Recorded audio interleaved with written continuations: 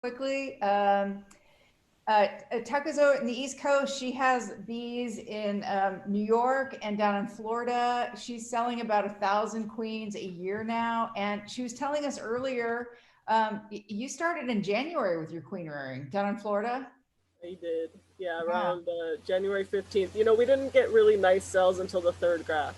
So that would have been the first week of February. Okay. All right. They So were okay. They were okay, but they weren't like gorgeous, huge sales. well, it's great to have Tucka with us. We're sorry she couldn't be here in person. We were hoping to do workshops with her.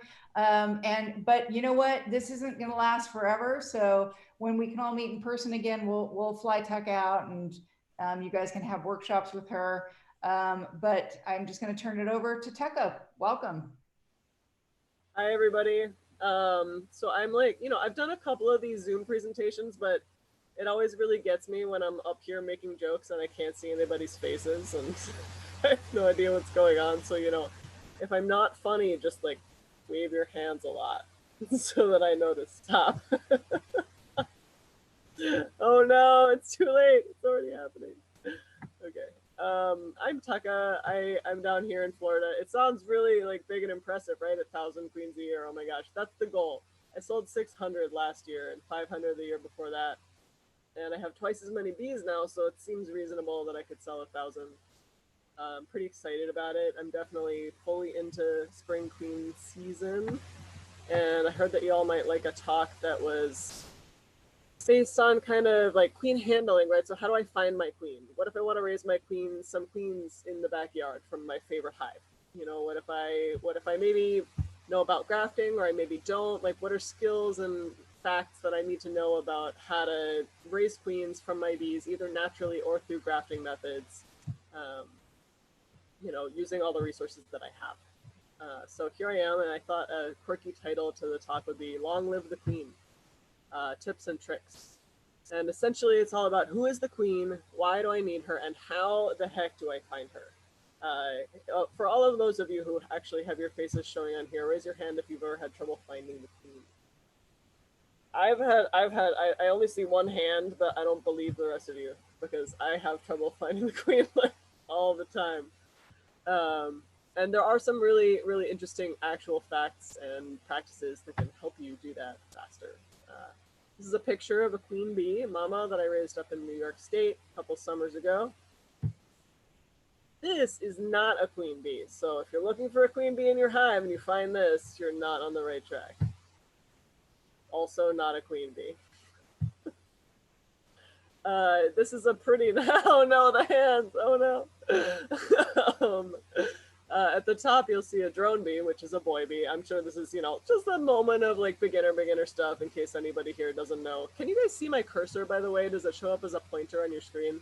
Okay, I'm just wildly gesticulating. Yes, it does. I'm gonna be more specific.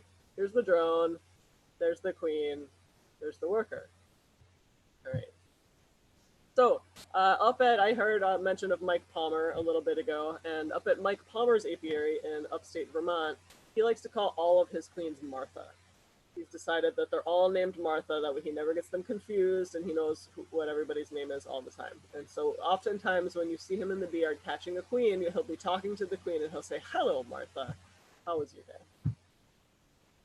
And of course, Martha is busy. This is an image of a queen bee laying an egg, or I think she is actually coming out of the cell after laying an egg in this particular image in Mike Palmer's queen raising apiary. The thing that prompted me to create this talk was this phone call that I get a lot, right? So I get this phone call. It's 11:30, 9 o'clock Eastern time, a random amount of times, and I get a lot of notifications from someone. They're like, "Oh my gosh, my queen is dead. Everything is lost. All hope is lost. I'm queenless, and the world is ending. And I absolutely have to have a queen immediately, and I don't know what to do." And oftentimes people are very, very sure that they don't have a queen in their hive, and they call me to purchase a queen to replace the queen that's presumably dead or was lost or flew away or whatever else, got killed by a virgin invading her hive. A lot of the people who call me like this, I talk to them and I ask them, "Are you absolutely sure that the queen is dead?" And this is the response that I get to that question.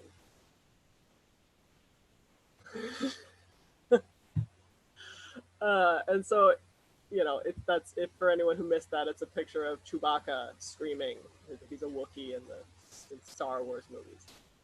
But my response to that is, you know, take some deep breaths, find the mama, you know, like just calm down and go through a prescribed set of actions that will get you to the goal. And so the main two things with that are the behavior of the bees and the behavior of the worker bees, of the drones, of the queen herself, and then the presence of eggs. You'll know you have a queen in the hive if there are eggs in the hive, for the most part, unless she swarmed very recently, which is, you know, you never can tell with bees.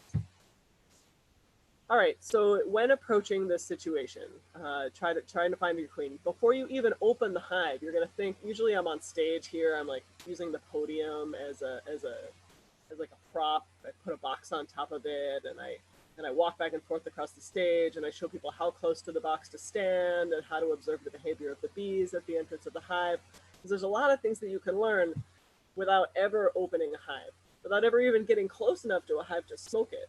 You can watch the bees flying in and out of the hive. You can see, are they flying low as they approach the landing board a little bit, loaded down with nectar in their honey stomach? Do they have pollen on their hind legs? Are they swerving around all crazy because they're so full of honey they can't fly straight? Or are they zipping in and out really fast? Or are they maybe circulating in small circles in front of the hive entrance, which can indicate an orientation flight when young bees come out and fly for the first time and then are learning their surroundings visually so they can find their way back to the hive after foraging. There's a lot of different things that can be happening at the entrance of a hive. And so immediately your evaluation of the hive starts just looking at it, even from across the field. You want to watch the field force. You want to maybe check your calendar, check your date book, check your yard book if you keep one, check any markings you made on the hive last time you were there. When did I last inspect this colony? It's best, if possible, to know the date that you last inspected the colony. And that's going to be the first step in really learning to raise queens of your own. You always need to know the date when everything happened. The exact date that the queen departed from the colony, whether you stole her or they swarmed. And if you don't know, you can kind of glean information based on what you know about the biology of queen bees as they develop. But anyway, so when was my last inspection?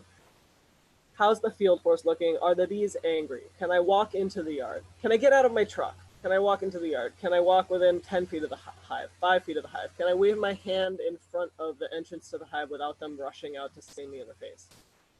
How much smoke is it going to take to keep them calm? What time of year is it? All of these questions are very important. When you're raising queens, it's probably going to be spring. I just skipped slides. Didn't mean to do that. How do I go back? Ah, okay, hold on there. Who knows how to go back? Just use your arrows and arrow back. Oh, you're a genius. That's amazing. Thank you. Awesome. Okay. So here we are. It's spring. We'll just assume for the purposes of the rest of this talk that it's currently spring. If it's any other season, queen rearing is kind of a risky endeavor. It is possible to push it pretty early in the spring, as you just heard that I was doing this year, and then also fairly late in the fall, depending on where you are. But many areas also have dearths during the summer where it's much more difficult to raise queens. You can feed them pollen substitute, you can feed them sugar, you can stimulate growth in different ways, but they're never going to produce the same quality cells and queens as they do on a solid spring flow. So again, a little translation thing.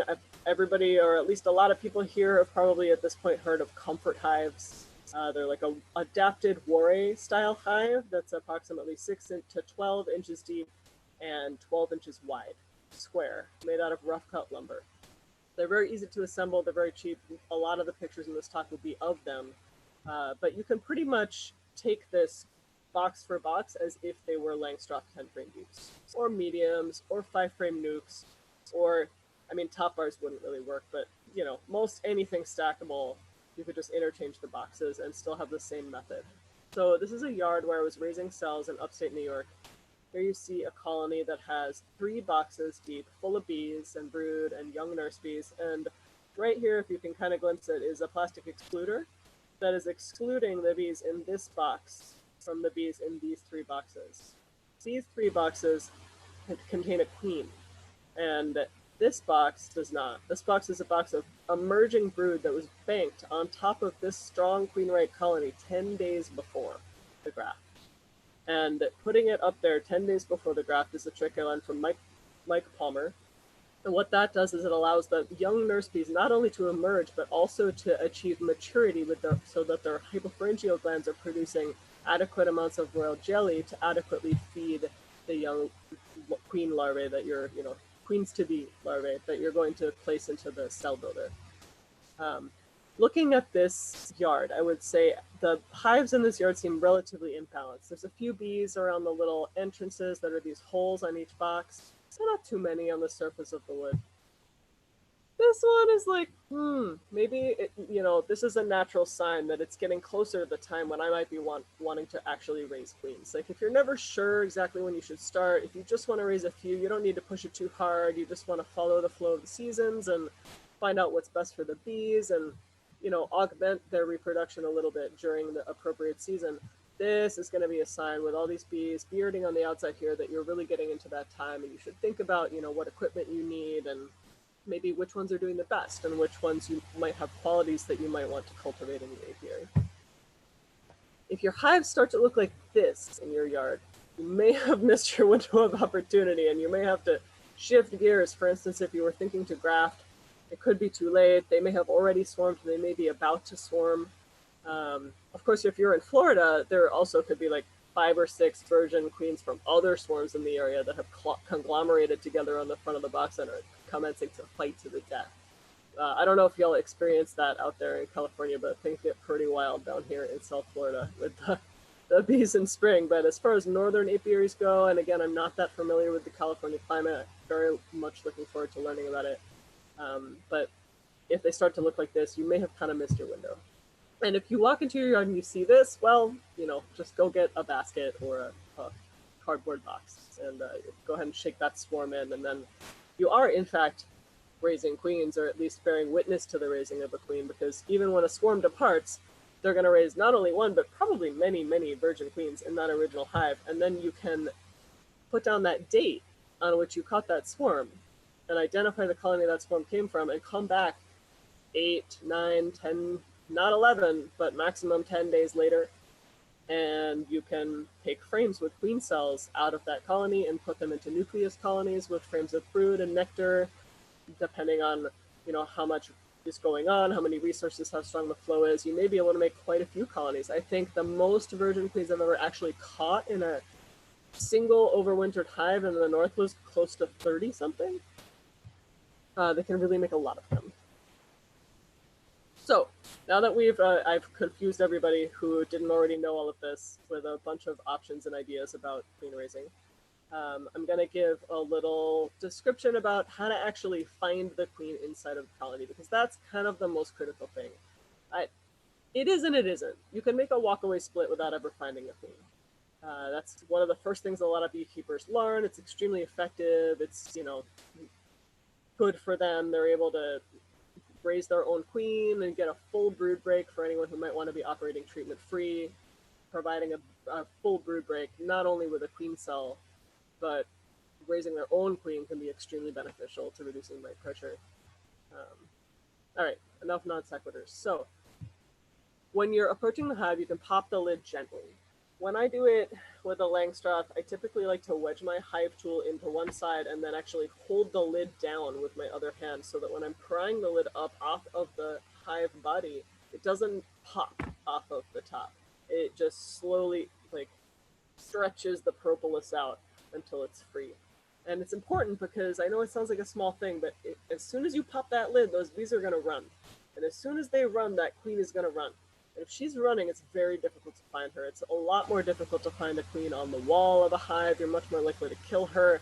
And it can seem like such a little thing approaching a colony, but I really like to kind of dramatize the start of the inspection, because I think that it is a huge roadblock to people that they're not approaching the colony in a gentle way that keeps the bees as calm as possible when they're opening it. And that can really limit your queen finding. If you have blown just a small amount of smoke across the entrance, not into the hive, not billows of smoke, unless they're mean, of course, and then what you have to do, right? Get an excluder, shake the bees through it, you find it that way.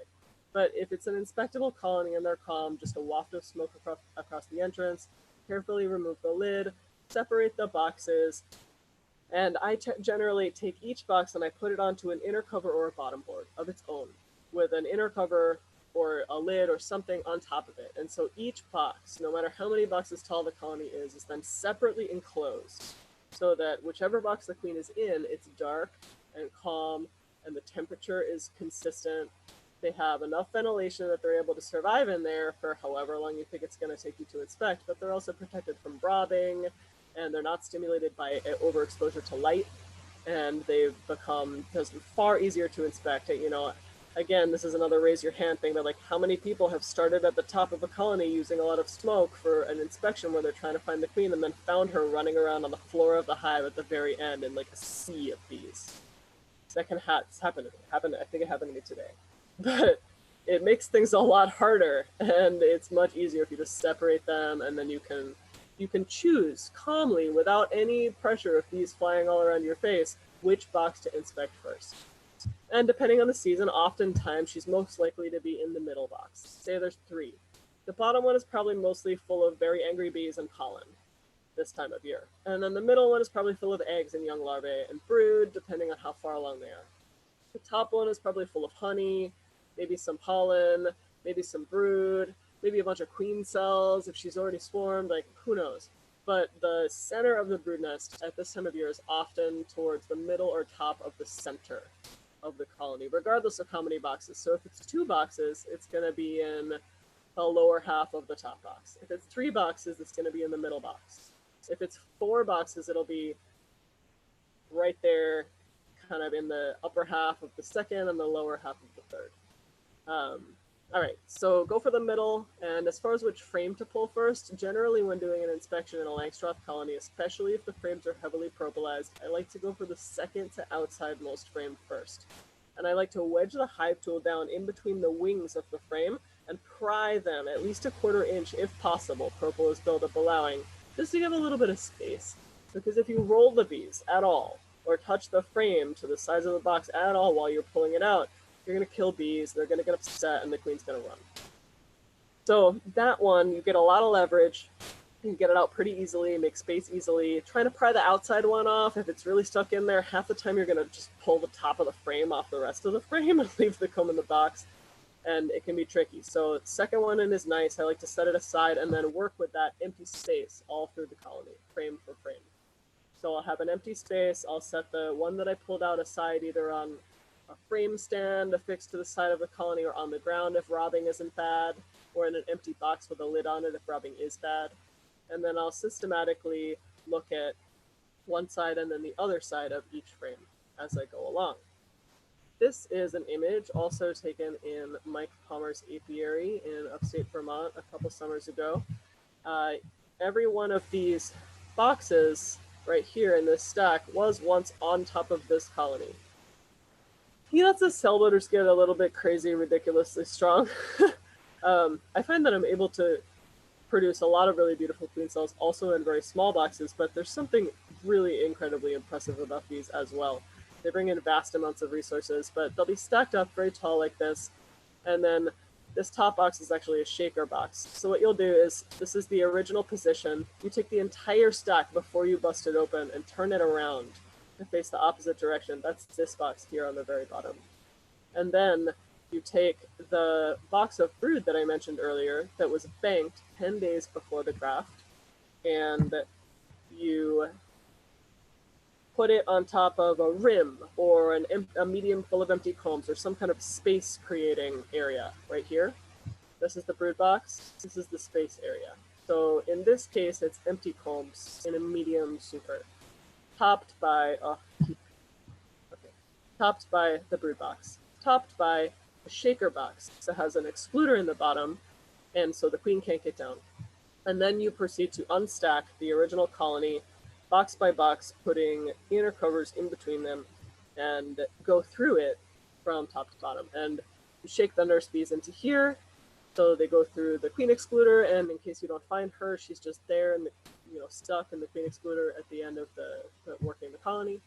And you're really able to get through the whole colony that way. So for anyone who wants to raise queens, is interested in grafting, but is maybe intimidated by working very strong, very populated colonies, it's really just science. It's like one step at a time, one frame at a time, have a plan, and it's totally possible to find a queen even in a stack of boxes as ridiculously tall as this.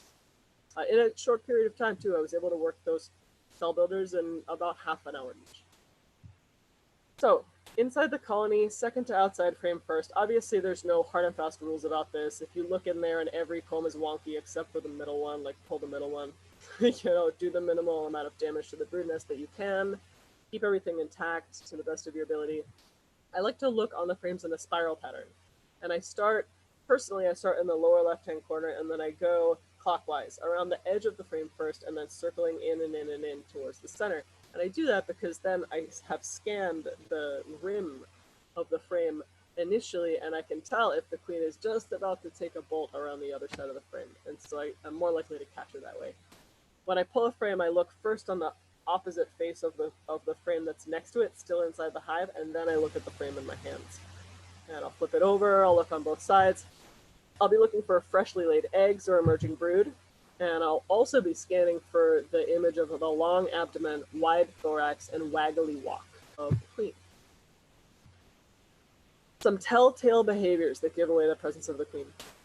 So in this image, you can actually see some eggs that are here in these cells, freshly laid in this beautiful white wax from upstate New York. Here you have a mama recently mated, and she is surrounded by a circle of bees, and that's called her retinue, or her attendants, or her court, or, you know, there's a lot of very affectionate names that beekeepers come up with for this phenomenon, but it's very noticeable on the comb. You know, there's only a few times that you're going to see this happening. Either they're eating something, or they're attacking something, or they're tending to something. And so that's happening here with this queen. And if you can't see the queen herself, or she's dark colored or stripy or otherwise camouflaged, sometimes you can see this circle of bees that's attending her. You're going to be more likely to find the queen on a frame / comb like this. Brand new, filled with eggs and young larvae. It's going to smell like those pheromones. She's most likely to be on either this one or the one that I'll show at the end of this series of pictures where the brood is emerging. She's a little bit less likely to be on older larvae and freshly capped brood and pupae. Completely capped, also pretty unlikely, although once a hive is honey-bound or they're very full, there's no telling where she could be. She might be, you know, taking a walk across the capped honey like everyone says that she doesn't. She might be hanging out on top of the inner cover in the feeder box. Like, she could be anywhere.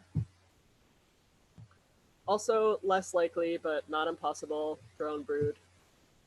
This, however, is a bit of a trick question kind of situation. So this is emerging brood. You can see the reasonably tight pattern of capped brood on the outside edges, and the fairly circular shape here of dark, seemingly empty comb in the middle. But what's actually in here is eggs, and she's just moved onto this comb.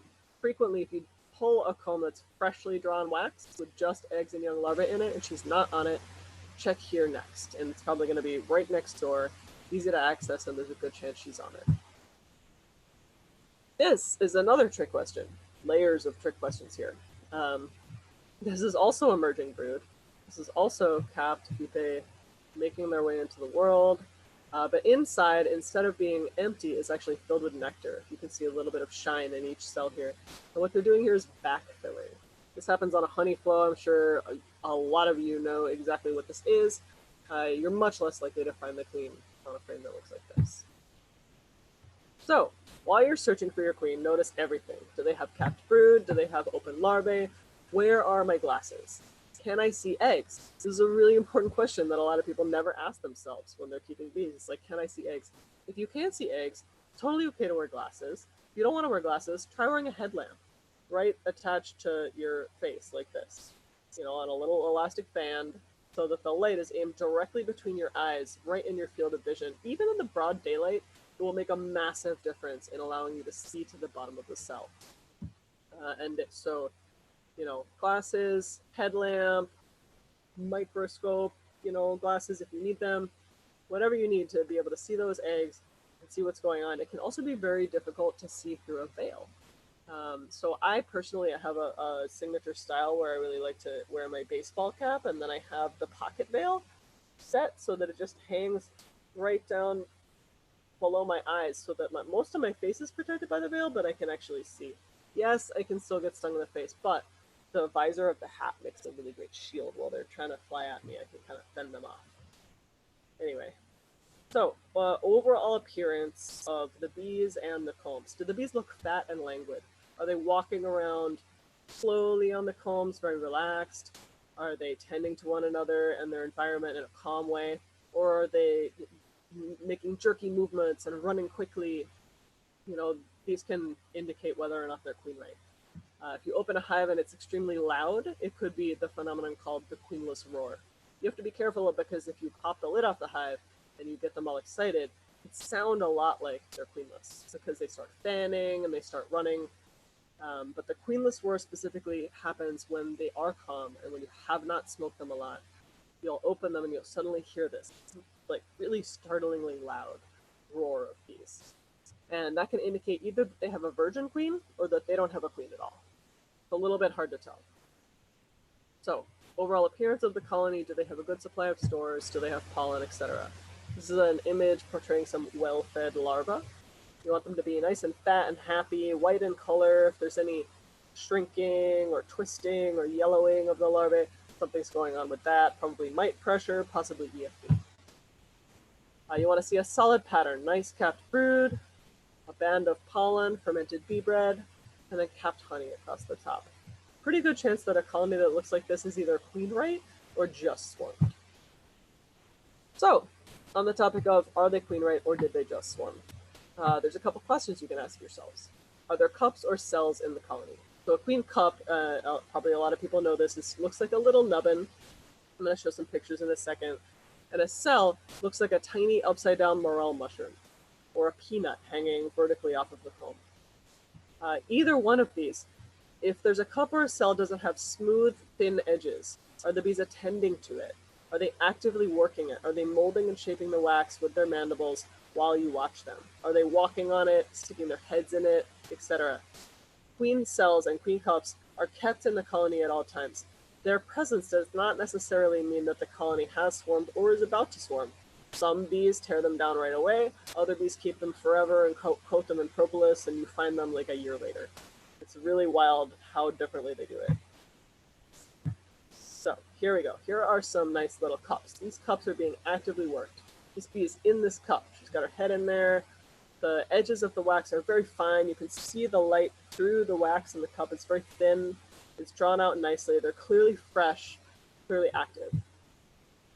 Inside of these particular cups, there's not only one egg, but actually 2 eggs, which in this particular case indicates that this colony probably has laying workers. This colony, in fact, did have laying workers, although it is possible that this could be a young queen who's just starting to lay, or that there could be a mated queen and laying workers, depending on the situation. So always, if you see cups, open them up, check, is there an egg? If you're worried about destroying the cups, worry not, because there's probably at least 15 more of them in your colony. It's okay to sample one and see what the status of your colony is so that you can help them better while also minimizing your inspections for their health and well-being. So, cups are normal all the time. This is an image of, this little block of your faces keeps getting in the way of me seeing my own presentation. These are non-active cups. So here's one, here's another one. This one has been worked more recently than this one, but they both have this matte, kind of not shiny, not fresh color to them. The color doesn't matter as much in the wax, so that you can have dark wax that's been worked to a fine point as well. But typically, as they're working the very edges of that, it will start to turn white and it'll start to get thinner. And the telltale sign is whether or not there's an egg in that cup. Or with cells, whether or not there's jelly and a larva inside of it. You also may come across capped cells. These are capped cells, 1, 2. Here's another one, looks slightly different. Not all cells are created the same. They all look different. They all have kind of different appearances, different placements. Some can be on the sides of the combs. This is a piece of comb that I pulled out of a swarm trap that I put up in Florida a few years back. And they had just swarmed and they were ready to go. These were filled with virgins that were almost about to emerge. And it was a very exciting moment. I often, when I'm in a colony and I find virgins in that state, I'll cage them and I'll use them to make splits as soon as possible because they don't bank as well as mated queens. But these are all ways that you can propagate and raise queens in your own backyard. If you come across this, think of it as a beautiful bounty. You don't have to worry about Africanization or behavioral issues with your local bees, which I'm not really sure if you all do there or not. Then it's perfectly fine to use these gorgeous natural cells. I will probably ask someone that specific question during the Q&A in a few minutes. But you can cut them out too with a razor blade. So you can cut, but you want to go pretty far in. So say along here, I wouldn't get closer than there. When you start cutting right at the base, you're just going to cut right through the cell because in here, in about a 1/4 inch is a repository of all the leftover royal jelly. And it's actually hollow farther back than you might think. And so if you cut them off, you're going to actually expose the queen to the air. It is possible to reseal the cell with a small sheet of wax that you've squeezed between your finger and thumb and made warm and then affixed to the end of the cell. But it's a little bit of a pain and it's a delicate process. So it's better if you just cut them a little farther into the comb. You can also, if you really want to find out exactly when your queen left and figure out how much time you have to do things, you can open one. If you are in a colony where there's 10 to 30 ripe queen cells, it may seem kind of horrific to open one up, but it's actually quite the science lesson, and it's pretty fascinating. This virgin queen popped right out of this cell moments after this photograph was taken and tried to sting everything in sight. She was ready to kill the second that she came out of there. And some of them are like that, and it seems like the bees even hold them in the cells for a while. For instance, when they're swarming and a prime swarm leaves the colony and then other cast swarms leave the colony after that successively, there could be many. And the bees could keep some virgins back so that, or they could raise cells in succession, say 7 days apart, a series of them, so that the colony can then send out lots of swarms, one after the other, to have a better chance of survival. These are queen cells. They don't look anything like those giant peanuts hanging off the side of the natural comb that I showed in the last picture, but they are queen cells and there's a good chance they're viable and they're going to produce queens. So, if you're searching for queen cells in your colony, especially if you're trying to tear down queen cells in your colony in order to control swarming, make sure you look for cells that look like this. If you're looking for the queen and you're searching for cells, or you're searching for a virgin queen, or you're trying to figure out how to find the science to read your colony effectively for swarming, to figure out how to use their genetic resources to your advantage to multiply them, you're sure there are no cells, but you need to know, check again. I can't tell you how many times I thought that I found every cell when I was setting up a cell starter, and I did not find every cell. It is very common to overlook them. They can be hidden in the nooks and crannies, especially if you're foundationless and you use any type of alternative hive. A good trick is to try looking from the bottom of the super before you even pull a frame. So if you're gonna pop again, this is where I really miss the stage displays, but you can pop the top box off and scoot it forward a little bit, and then look from the bottom, and you can often see the cells hanging along the bottom of the comb. So if you haven't found cells, or if maybe you found cells that seemed open or seemed empty, maybe you don't have any eggs or larvae visible in the colony, but they don't seem loud or super runny, they're fairly calm, there's quite a lot of bees, they seem healthy, they have good stores, there's a pretty decent chance that you have a virgin queen in there. If you're not sure of the date when the original queen departed, either when you caught her or when they swarmed, then it's good to go back and narrow that down the best that you can. Kind of the most conservative way to deal with a situation like this, if you're not concerned about them being mean, is to give them a frame of eggs, close them up, and check them again in a week. Or even not give them a frame of eggs. If they have a good population, you don't have to give them anything. You just close them up and come back in a week or 2 weeks or a month. If you go a month, they could go a little past and they could get laying workers. But if you go a week, regardless of where they are in the cycle, chances are it'll be fine. And giving them a frame of eggs is just a nice guarantee for kind of almost everything. It gives them a population boost. It produces pheromones that draws the bees to stay in the colony. It gives them the resources to raise a queen if they don't currently have one. If their virgin queen tries to mate and fails, gets hit by a plane, eaten by a bird, like who knows what could happen to her. If she doesn't make it back, that frame of eggs will save them. You'll be set back a little bit time-wise, but not a big deal. A trick, if you really want to know, is you can take a frame of eggs and put it directly in the middle of the colony that may or may not have a virgin queen. And then you could come back in 1 to 2 days and see if they're drawing cups.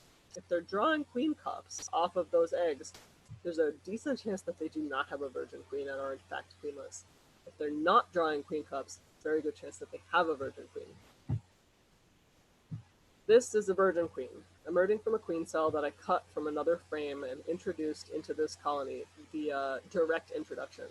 This is safe to do if the colony that you're introducing the virgin to is relatively weak, or is definitely, absolutely certifiably queenless and has been so for approximately 24 hours or longer, and also if the virgin is very fresh, especially if you can keep her in the cell that she was originally in, or let her emerge into a plastic hair roller cage, which I'll show later on. That's a good way to introduce virgins. So even if you're too late and you find the cells are emerging, that doesn't mean that you can't make splits with the genetic material from the colony that you lay. For the presence of virgins, look for evidence that cells have been torn down. Look for ragged edges and evidence of destruction. What happens when the first virgin queen in a colony emerges is that she'll go around and she'll sting through the side of all or many of the other queen cells, unless the bees stop her, which does happen when you have a series of cast swarms after the prime swarm, as I just mentioned. But if you see this kind of evidence, this kind of destruction, you can be almost certain that you currently have a virgin queen in your hive, especially if the edges of the wax where it's torn are frayed and clearly very fresh. So I have some videos now of a virgin queen stinging through the side of a cell, and then I was wondering whether it was her who actually physically tears open the cell and then removes the pupa inside, or whether it's the worker bees that do that. And I saw her actively working on that for approximately 4 minutes after she had stung it, and then before the worker bees took over for her and all put their heads into that little hole right there and started repurposing, whatever was in there. So if you want to know if a virgin has emerged into your colony, you look for cells that are open in a perfectly clean circle at the very tip. You want it to look like someone used a tiny can opener to open the queen cell. That's what it looks like when a virgin has emerged. Often there will be a little piece of wax still dangling from the tip of the queen cell, like this one right here, or like also this one right here. Perfect little circle of wax. So it's just hanging open like a flap. This one hasn't been opened yet. Again, there are often many queen cells in the same area. The close-up of that nice clean edge where the virgin has emerged. So look for her if you really want to. She'll move a lot faster than a mated queen. You're going to have to be extra attentive. She's going to be triangular in shape, so her thorax will be wider than that of a worker bee, and her abdomen will also be wider at the top, but it will taper down into a triangle shape and be thin and narrow at the end, regardless of the size that she is. She's just simply a little bit pointier before she's inseminated by drones. So here you are, you want to assess your situation. There's a couple options that could be happening now. Is my hive queen right and healthy? Is something wrong? Is the hive sick? Is the queen old? Are they superseding? Or is the hive queenless but salvageable? This is an image that portrays at least 50% drones on a comb. There's nothing left on the frame but drone brood, capped drone brood. That means all the other brood, the worker brood that was in these worker-sized cells that are adjacent to the drone-sized cells, that was capped and has already emerged. That tells you a lot about the timing of this. So this hive has likely been queenless for a while, several weeks. And even if you don't want to get really, really involved and specific about the dates, you can kind of learn general themes, right? So this frame is like, okay, this colony has been queenless for a while.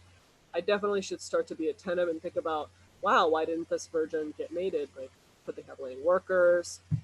Start looking for those kind of signs.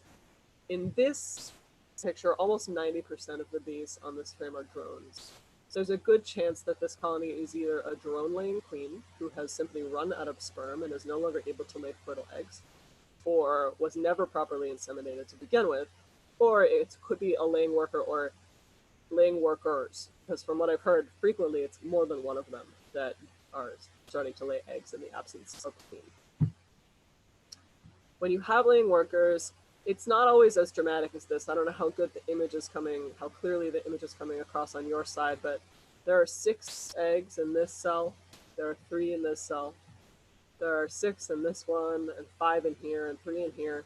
It's not always quite that dramatic.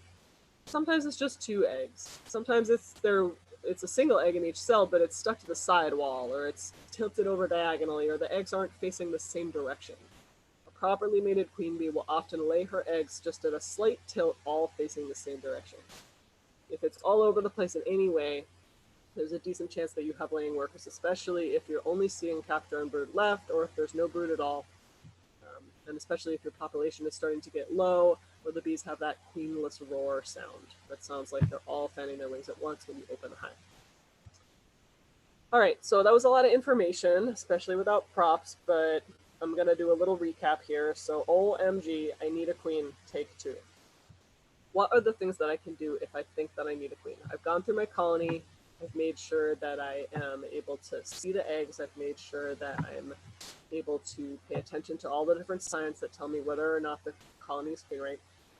I can either combine that colony that's queenless with a queen right colony, which is why I always recommend that people who keep bees in their backyard start with at least 2, because then if anything happens to one of them, you have the resources from the other one to save the first one. And you can also continue to expand much faster, or just have that backup honey in case one goes queenless or one starts to suffer from mites. So you can combine them. You can let the bees raise a queen with the resources that they have, or you can provide the resources for the bees to raise a queen. And finding out, do they have the resources? Well, you can ask yourself some questions. Is the hive weak? Is it sick? Are the bees mean? Is it full of mites? You can find out if it's full of mites by doing an alcohol wash. Sugar rolls can also work. I find alcohol washes more effective and honestly just like a little bit faster for the bees. Frequently the bees are injured even with a sugar shake, and so with the alcohol, yes, it kills them, but it happens very fast, and it's a very effective method of testing for the mite infestation in a hive. You also want to ask yourself if you have appropriate genetics for your area in your colony and what time of year it is. This colony definitely cannot raise a queen based on its own resources. This colony has a bit of a fighting chance, right? So here we are. How do we count how many bees are in this colony?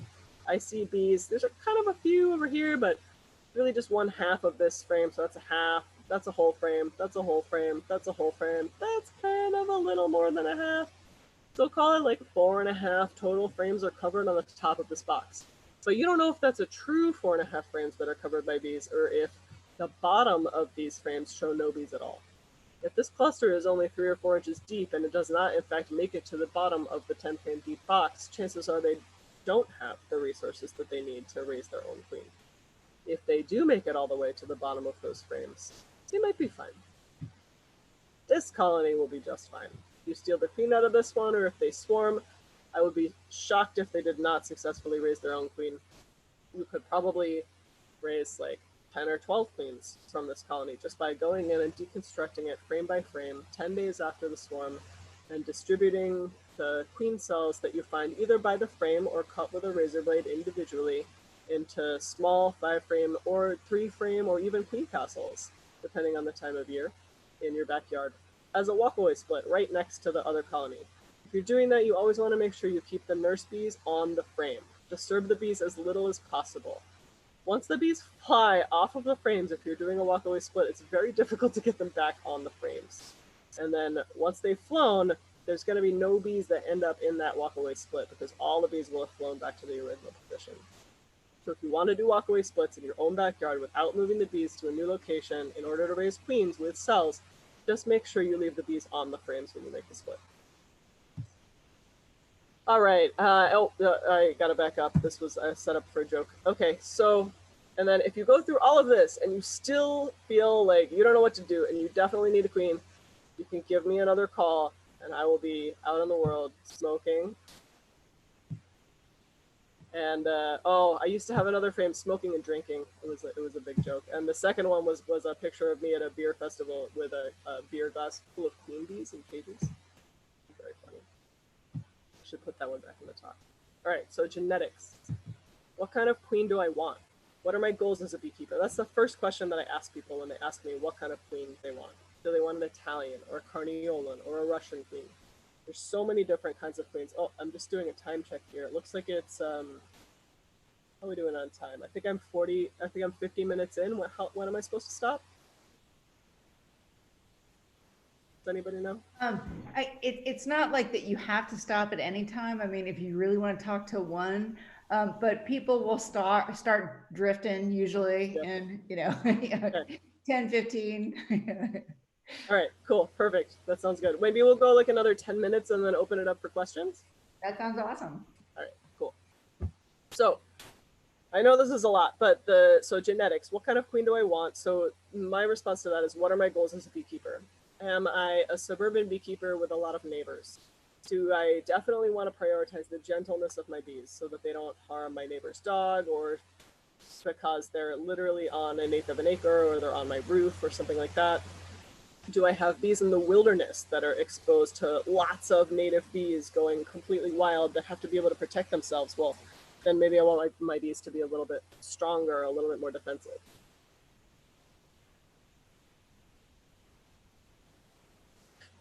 Do I live in the north? Do I want my bees to survive long, cold winters? Do I live in the south? Do I need them to be resistant to mite pressure or in California, because they rarely get a very long brood break? And so if I don't want to be able to treat, focusing on things like BSH traits or characteristics, other hygienic characteristics can be really beneficial. And one of my favorite things to recommend that people focus on is local survivor stock. So any bees that have survived in your climate for a long period of time. Now, if you're in Florida, that can be very tricky. While I do keep yards of bees that are wild bees that I've captured in swarm traps, and I do watch those queens develop over time, I don't sell those queens, and I don't sell the progeny of those queens. I only use them as resources for creating other bees, and also to make honey.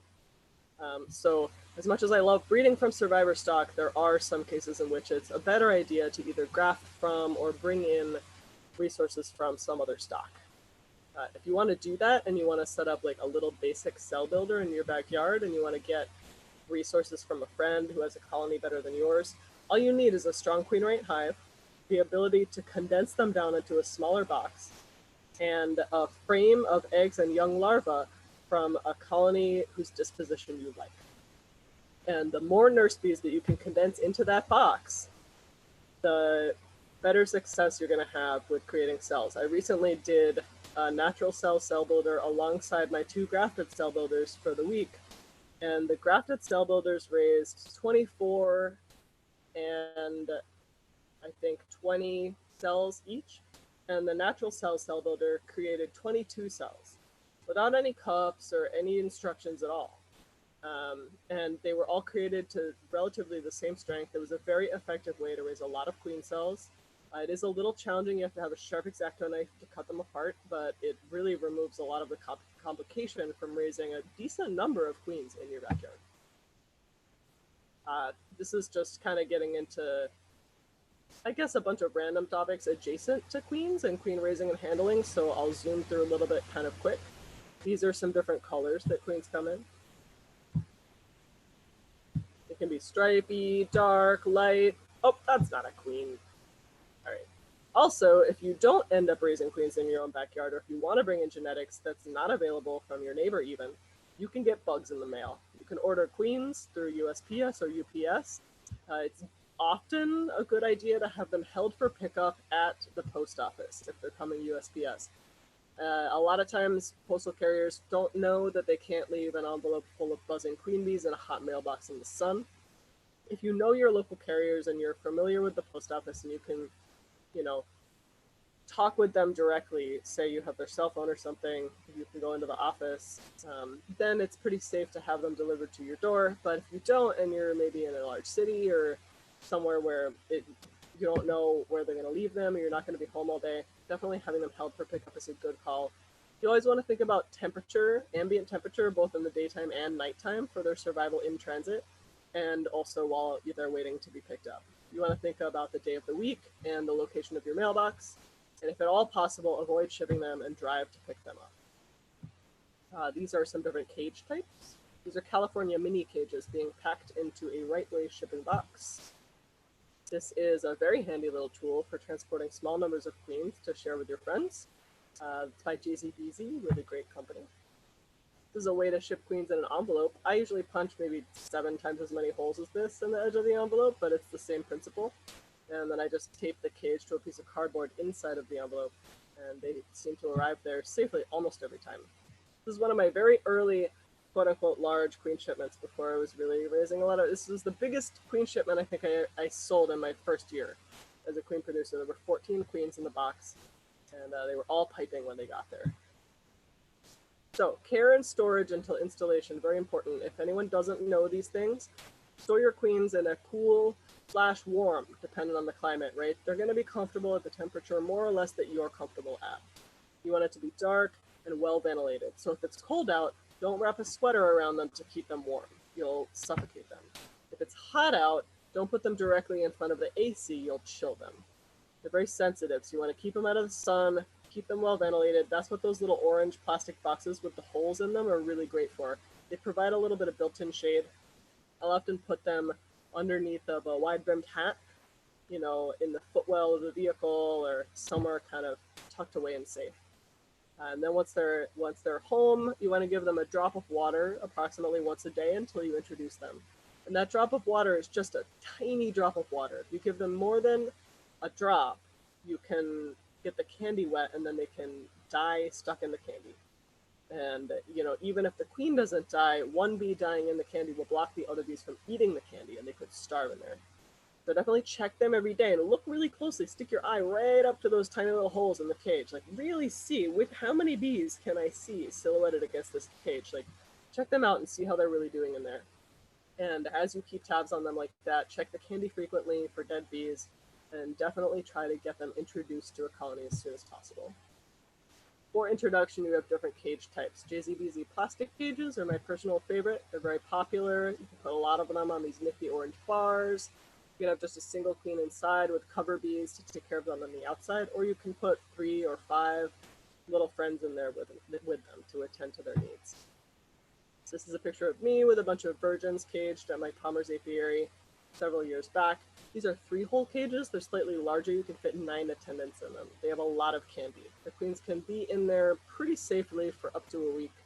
I prefer not to keep them in the JZBZs without changing out the attendants more than a few days. This is a California mini cage.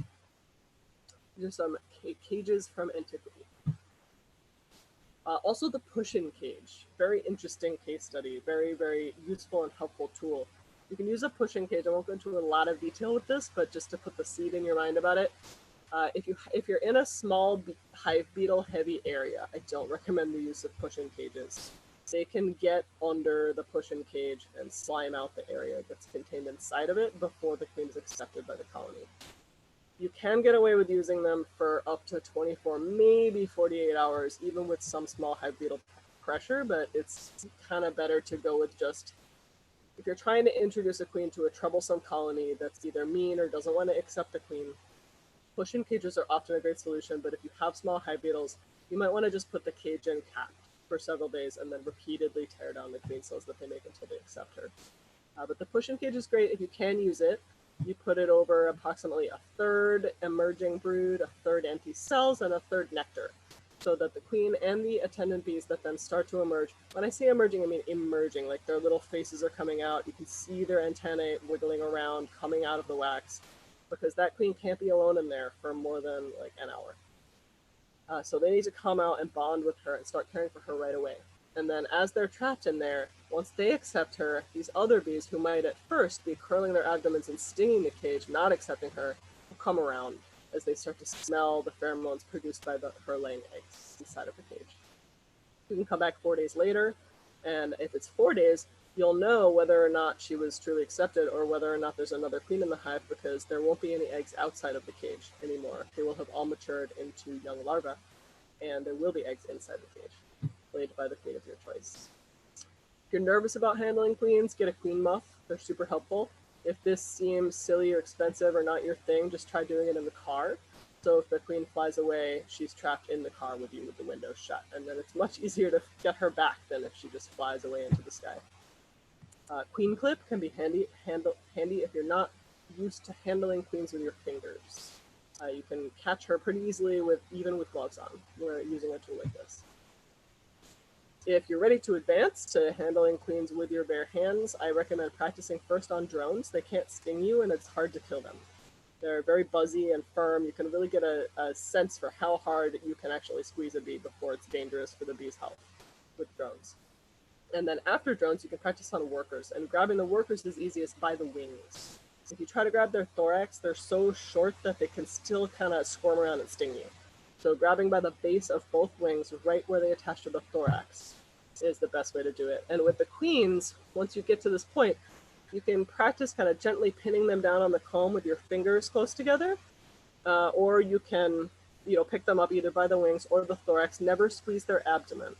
Only squeeze the thorax. And just enough pressure to keep them from leaving. I like to hold them on the sides of the thorax and allow their feet to rest on the third finger. And when their feet are resting, they seem to be calmer and they squirm less and they're much easier to hold. If you want to mark them, you can also do that by just gently pinning them down to the comb by their thorax or by their wings while you immobilize them. And then you never have to actually pick them up. You can just encourage them to run into your hand for caging. So, queen cells, be gentle, keep them warm, try to keep them vertical whenever possible, especially if you don't know how old they are. They could be developing wing buds or face parts or something sensitive where turning them upside down could harm them. They'll be ripe either on day 10 from the graft or day 14 from a swarm or a split. You can transfer them via whole frames or you can cut the cells out. This is a picture of me with the first perfect take of the season a couple years ago in New York in the summer. You can see the cells are just starting to be developed. They're about a day and a half old at this point. This one's looking like maybe it won't quite make it, but there was a larva in there, I promise. This is them capped. That little one did make it. It's a little shorter than the others, but they look really beautiful. And you too can have really gorgeous cells just like this. And if you're not confident grafting, honestly, the natural cells look like this half the time with little to no effort. When you put the cells in between natural combs, it looks really pretty. You can also put them in, in between frames. It's not quite as photogenic, but it's really nice. And if you do have frames and you don't want to squeeze the cell in between the frames, you can gently pull a frame out just a little bit and find an area in the wax itself to stick the edge of the plastic cup into. And they will generally hang there pretty steadily. And I think we're out of slides. Anybody there? Hello? I'm here.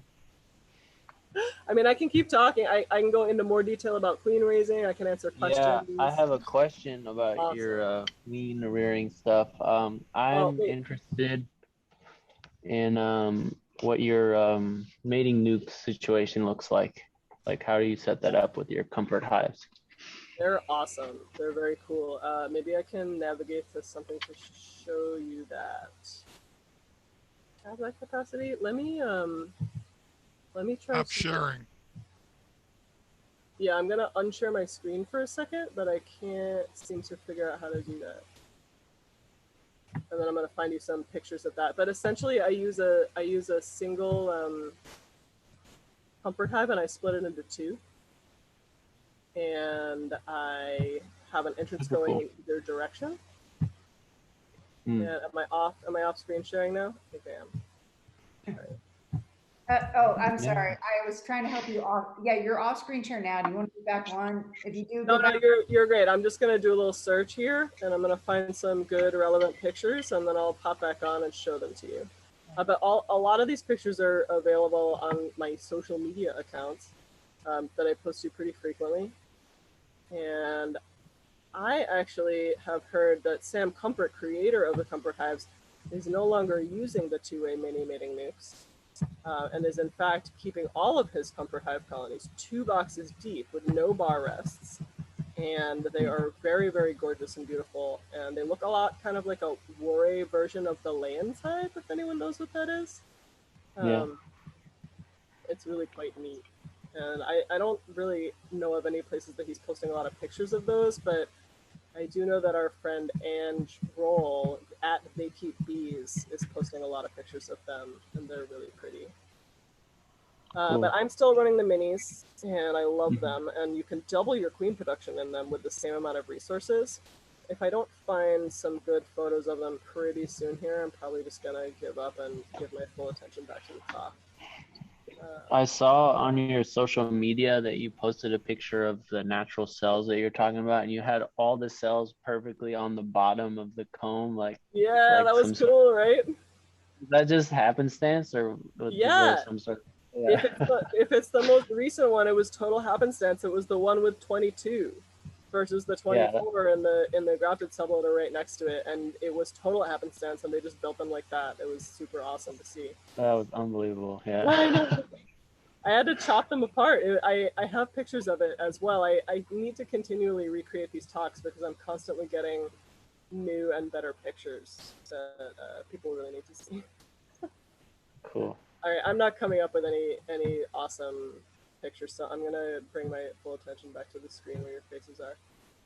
But the minis basically are, they're two ways. So that I use for the dividers, I use like either plastic signage that's pretty thin, because I saw either with a sawzall or handsaw, I'll saw a vertical line into the wood. I like having them inset like that because it makes it almost impossible to have invasion from one side of the mating nuke to the other. And it's really sad when you lose half your cells because one half of the queens went and invaded their next door neighbors and killed each other. So I like to use those grooves. That really prevents that a lot. As long as you have the divider down the center of the screen bottom board, which I can also, try to post some more pictures about equipment and stuff for people to see. And you can always write me and ask for pictures, especially if you remind me that you were in a specific talk that I did. That'll help me remind me that I should take the time to respond to you because I get a lot of questions, and I do want to respond to all of them. But if anyone has ever asked me one and I didn't respond, just remind me that I did this talk and you were there, and then I'll be more likely to tell you. But yeah, there are two ways, and you can stack them double boxes high, so you have kind of 4 per stand. And I keep them on pallets these days with 4 boxes per pallet, so it's 8 mating nukes per pallet. Anybody else? Awesome. Thank you. Yeah. Got any other questions out there in the world? Oh, look at you! You got a background of your hives in the back. Tucka. Yeah, hi. Number one, I have to thank you because I've followed you on Instagram. So between you and Sam Comfort, I've used the box hives, the comfort hives. They're wonderful. So I appreciate it. The one thing I will ask you is how do you contend with I find them hard to work, and maybe I'm just going through it too quickly, but because especially during the summer, they seem to have a lot of side attachments, and then between top boxes and bottom boxes. Is that something we just learned to live with, or have you found any kind of tricks to work around being able to go through them where you're doing less destruction, shall I say, with the hives? That's a good question, and I think the easiest solutions are actual Tanzanian top bars that have the slanted sides, so you can still have the free comb and you have that beautiful shape, but they never attach because of the slanted side. I know that's a totally different hive style, and you can't stack them, and they're bigger, and it's different, but that does actually solve the problem. And then what Sam's been doing recently with letting the combs go double deep and removing the bar rest so that the bars actually sit all the way across the top of the box, not in grooves or with bar rest attachments on the inside. That seems to kind of cut down on it a good amount.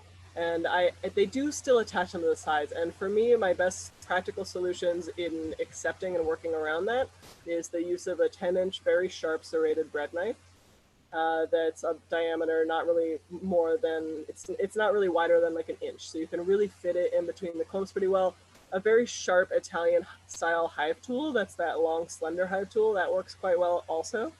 A butter knife is good for fresh wax or if it's very hot out, but it won't cut through the strong older attachments, especially if they're propolized.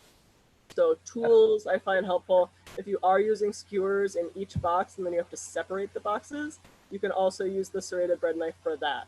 But I like to have a hive tool handy so I can pop the boxes apart just a 1/4 inch or so, blow a little smoke in there first. Make sure the knife is set directly against the skewers or the wood shims right on top of them, and then cut straight with the pressure aiming down so I don't have to then retrim the combs after I've separated them, because that can piss them off even more. And just a little bit of smoke before you do it goes a long way, and kind of like slowly, again, I wish I was in person because I could show you the motion, like slowly rocking the knife back and forth so that it cuts more gently through the combs. It's like kind of like you're sawing them a little bit. If that makes any sense. So, I appreciate it. Yeah. And will you tend to under super or go over the top? Like if you're trying to, do you find one kind of helps with that as well? I only over super if it's all fully drawn combs. I never put an empty skewer over top of a fully drawn comb. They will not draw it. Okay. Yeah. Perfect. I found that. Yeah, only under supering. But you can totally over super them with a box of fully drawn empty combs. And then they grow super fast. So Okay. have those Great. available. Yeah. Thank you so much. You're welcome. Tucka, we're having problems with our post office as far as deliveries. Yeah. I had a credit card come back at me with late penalties, even though I had sent the mail 10 days before it was due. So they gave the money back. It was no problem. But the question is, are you concerned at all that your queens may experience slow delivery by mail? Very much so. I have been extremely nervous. I've been avoiding orders. I'm seriously considering driving to North Georgia, which is a 9-hour drive, to deliver an order of 100 queens on Monday because I'm scared to put them in the mail. It's a $2,500 order, you know.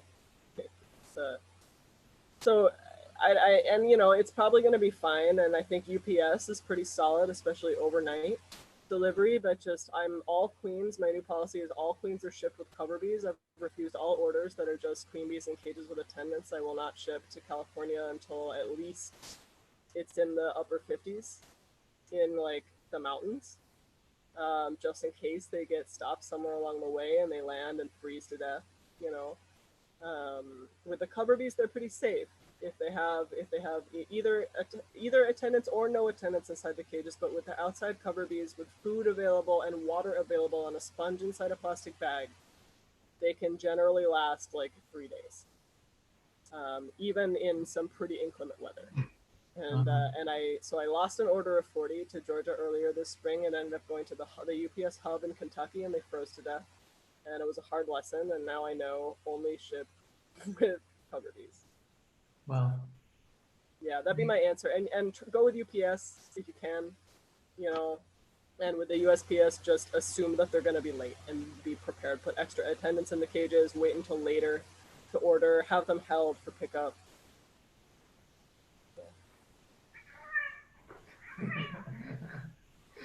Thanks. Yeah.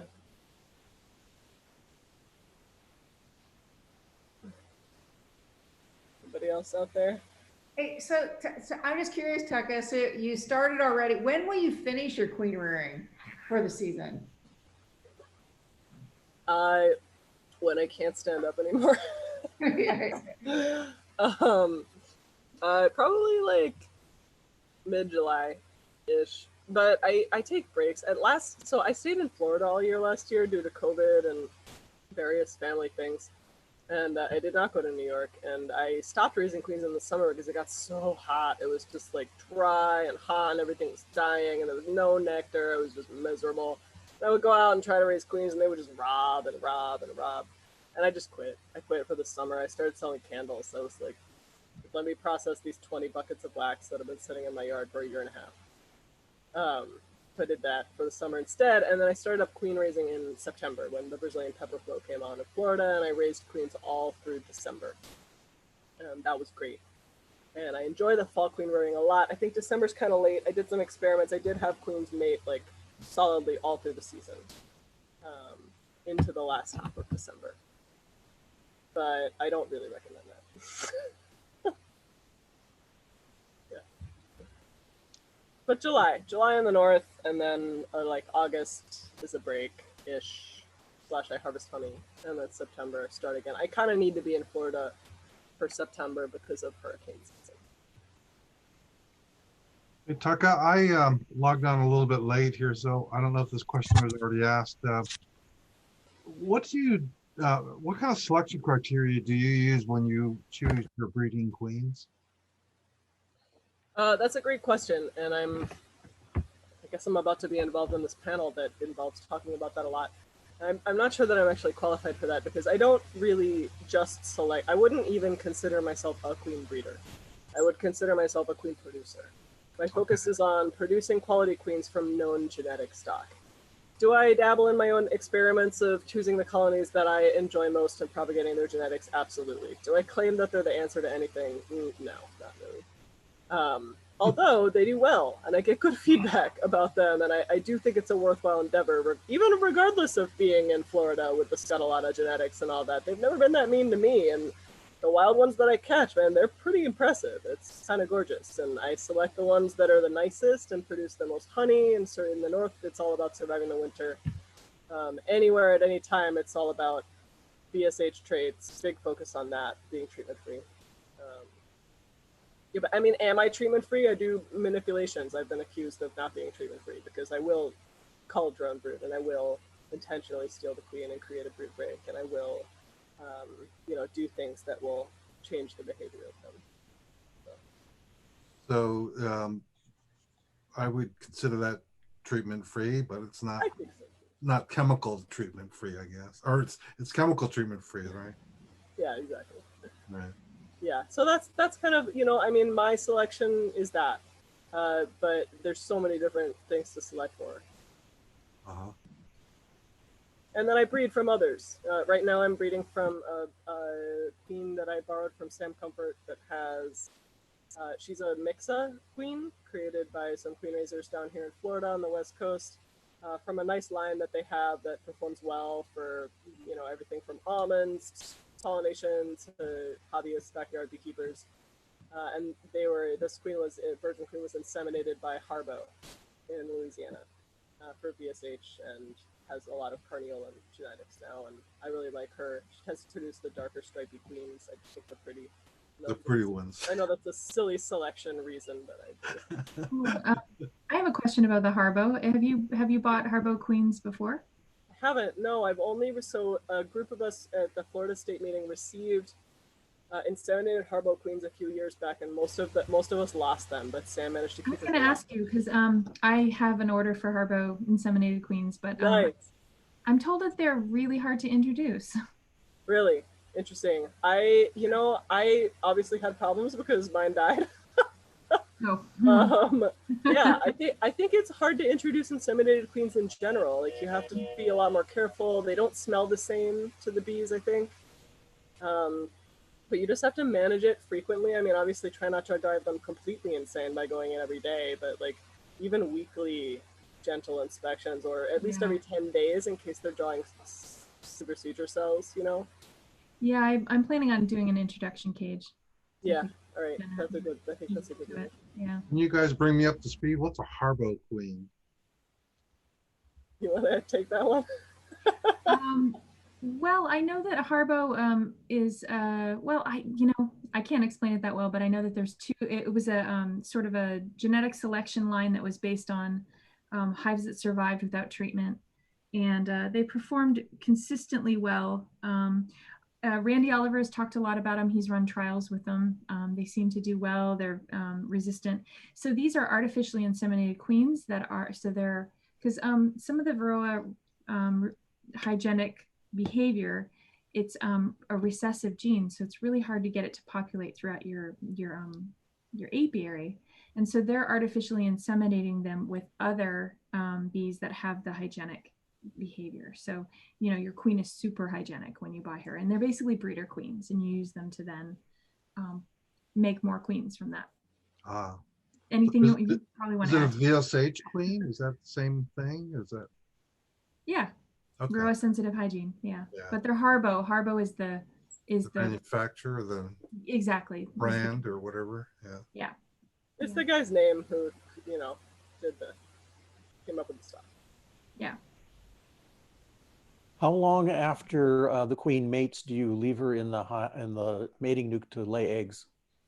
I catch on day 21 after cell introduction. give or take a day. So that's can, like a couple of weeks it's of 3 egg laying. Yeah, ideally she has her own capped brood by the time I catch her. It's totally possible to catch at day 14 or day 16. And often the queens are of just as high quality, and it's not an issue at all. But, you know, I like to be able to split off of, I have to plug in my computer here for a second. I like to be able to split off of the mating nukes every time I catch, so that I can steal combs of brood that's had a cycle of brood break or more. And I can use those combs of brood to do a variety of things, like make Queenrearing splits, which is a thing that's hard for me to do in the spring as a treatment-free beekeeper, because, you know, it's not a full brood break, and it doesn't actually help that much with the mites to just make a split with a mated queen. They have to get cells, and so I end up with all these queens, and not everyone wants them early in the season, and so here I am at the end of January with like 200 queens in my pocket. Like, what am I going to do?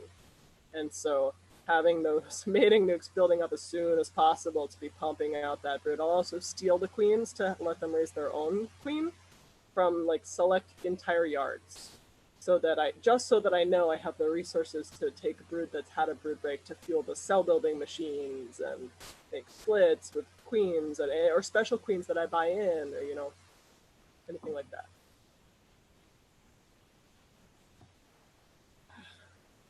I have a question. This is Paula. Hi. So I was just reading something, and I apologize. I've been reading so much lately. I don't know where I read it. It might have been in the most recent ABJ, but it said something about raising queens late in the season isn't really a good idea because the virus pressure is higher. And I'm wondering if, in your experience, you find that your queens in the springtime, you know, coming out of winter with a lower mite count maybe, are of higher quality than those that might be mating with drones with deformed wind virus or whatever else. Yeah, I do concur. And interestingly, it's different in Florida versus New York. So in Florida, I was just today thinking about this. There's actually a spring peak and a fall peak. So and then there's the summer lull. So like in the spring, I'm just getting to the point now where I no longer have cell builder strength Queenrearing colonies that came through the winter that still look good if they haven't gotten a brood break. I had like a total of maybe out of like 100 or so. I'm now up to about 300 nukes in Florida, but I came out of winter with like 100 or so, and out of those, maybe 5 or 6 maintained their, you know, were large enough and also made like 4 boxes tall or so, and also maintained a solid enough brood pattern for me to not be concerned about their well-being with mites. And you do see it in the cell takes. Like if you feed the cell builder with mighty brood, the queen cells are crap. Interesting. Okay, thank you. Yeah. Wally Shaw in Anglesey, UK, Wales, said that nosema is a sexually transmitted disease, and that the summer drones have nosema and they inoculate the queens with it. So he only takes the queens that are done before takes the queens that are produced in spring. Before the solstice. And his bees are black bees. Oh, that's wild. Yeah. Awesome. I've always been really interested in those types of bees in that area. Yeah, that's very cool. I mean, I'll push it past the solstice for sure. But am I saying those queens are as good as the early June mated queens? No, probably not. Well, I just wonder if you might have considered looking or have any evidence of queens transmitting nosema or queens being infected with nosema. I don't have any evidence or like really scientific knowledge. I'm not much of a researcher, and I do have some good friends who are researchers who like to keep me up to date about that stuff, so I can ask around to some of them, but I don't know. I have been tested for nosema, and I do get tested for nosema every summer in New York because the state inspector comes out and they do it for free.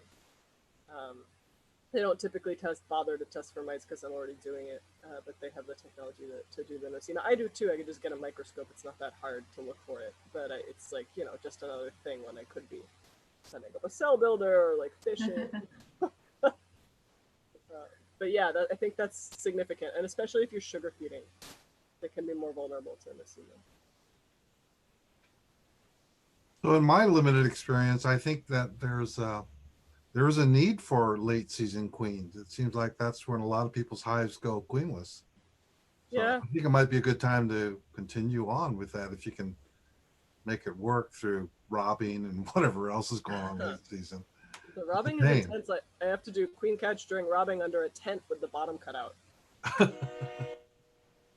Yeah, I think you're right. Late season queens are very useful. I intend to continue to produce them, but an alternative solution to that would be to raise a lot of queens all at once with huge grafts every day in the spring, and then just have them in nukes maturing, and then slowly combine them as summer rolls through, and then you could be selling that not only young mated that season queens, but also proven queens through the season whose behavior and results you could track in a chart. Yeah, it's easier to rescue a hive that's in trouble with a nuke instead of just a queen. Yeah, and then you would be freed from your summer queen rearing schedule, and you could like go on vacation and stuff. Wouldn't that be nice? Yeah.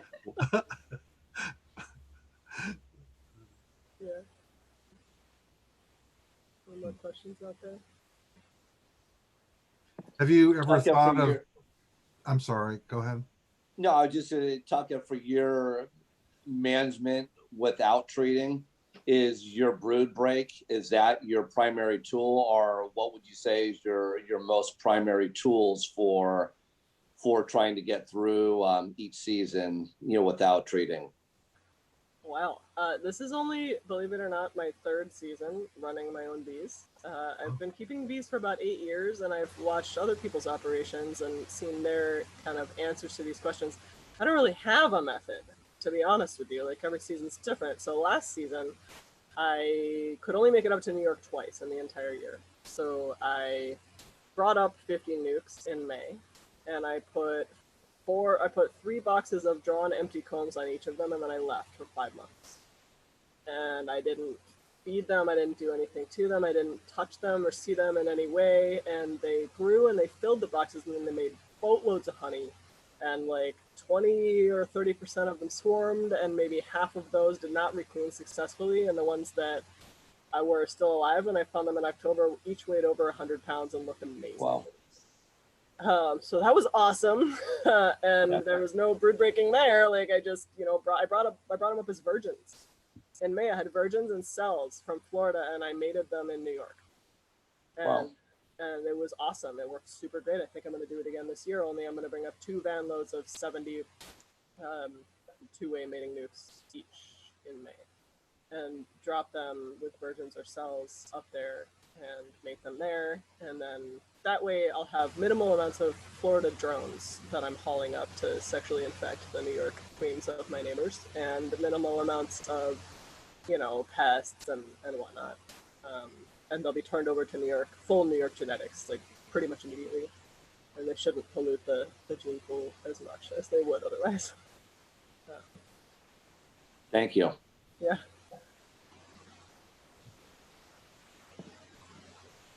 Oh, but I didn't answer the second half of your question. In Florida, in New York, I let them swarm. In Florida, I was actively giving them a brood break by requeening every nuke with a cell 2 or 3 times or 4 times a year. Okay.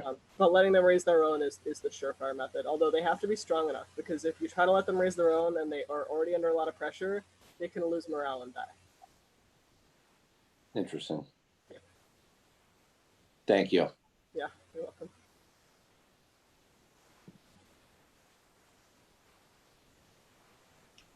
I'm gonna fall asleep on you guys if you don't ask me any more questions. Letting you know. Where in Florida are you? I'm in Palm Beach County. Palm Beach. Okay. Yeah, I just got a yard though in Miami-Dade, which is extremely exciting. Fingers crossed that it actually comes through. Okay. Nice place. I like that area. Yeah, it's it's a mixed bag. It's got. How much vacation do you need living in Florida? I mean, you'd be amazed how many people don't go to the beach here. Yeah.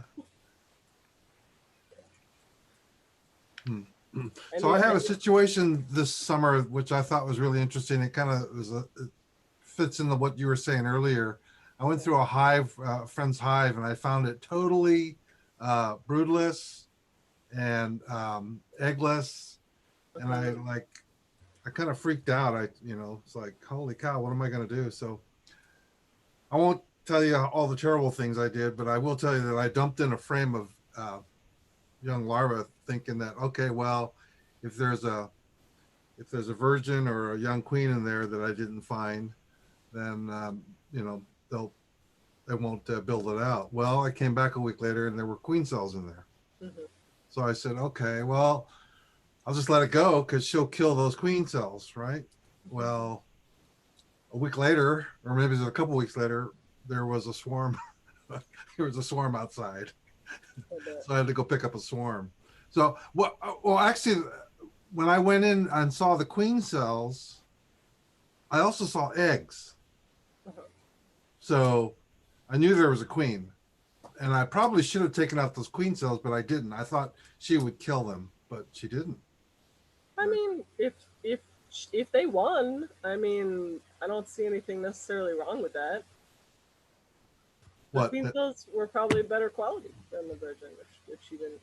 Well, I don't know. I let her swarm. It turns out she's actually a pretty good queen because I went in that hive this just a couple weeks ago, and it's really strong right now.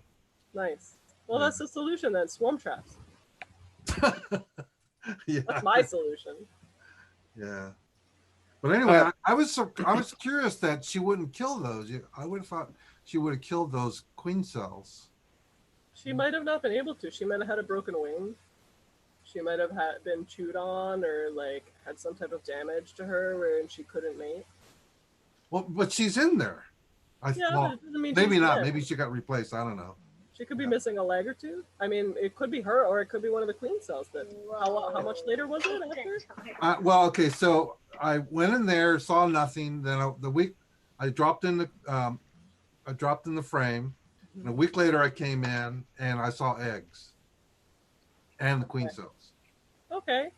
Well, then it was her. She made it. Yeah. So there was the one that mated. Yeah. Well, I mean, like I said, you never can tell with bees, man. You think they're going to do something. Huh? Yeah. You never know. Oh, yeah. I like to say they sometimes read different books than we do. That's true. Okay, thanks. Sit right now. I typed the question. So I have a question. Start. Yeah, hi, I have a question. Hi. Hi, yes, this is a much more fundamental question. Your presentation has been pretty sophisticated. The bees in our hives employ, no kidding, a cloaking device when I open up the hives, and they cannot be found. And it's been suggested that you take a frame of brood from another hive and introduce it into the hive you cannot find the queen, and within a few minutes the queen will come running to that frame because she doesn't recognize it. Is that an effective method? I think it might be. I haven't field tested it, but I've thought about it before. My question to Dirk is, why do you need to find the queen? See if she's there. But if you have eggs in your hive, you already know the queen is there. So why do you need to find her? If I find a queen in a hive, she's worth $40. Yeah. Right. Well, I have vision problems, unfortunately, and those eggs are tiny, tiny, tiny, and I, wear my 3+ diopter glasses, and I still can't see them. Have you tried the headlamp? Have you tried wearing a headlamp? Yeah. No, and that's the first time I've ever heard that. A headlamp sounds like a great idea. It might help you. That's my takeaway from today is a headlamp. Yeah, even in broad daylight, you'll be amazed. Okay. All right. Well, thank you. Yeah.